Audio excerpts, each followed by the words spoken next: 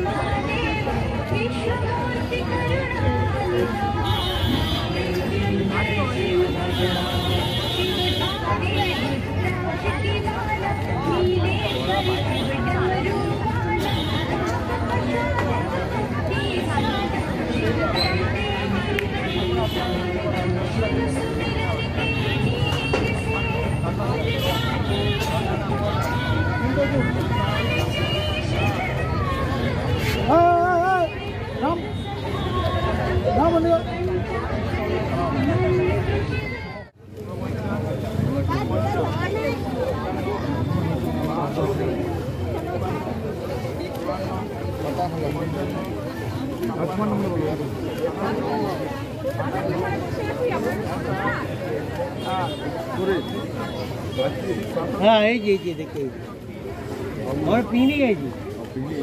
हाँ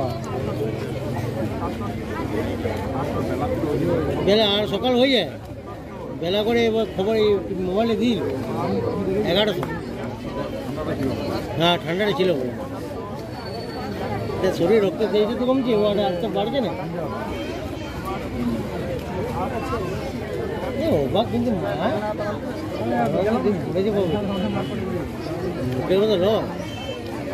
একইভাবে দেখ কন্টিনিউ একইভাবে চলছে।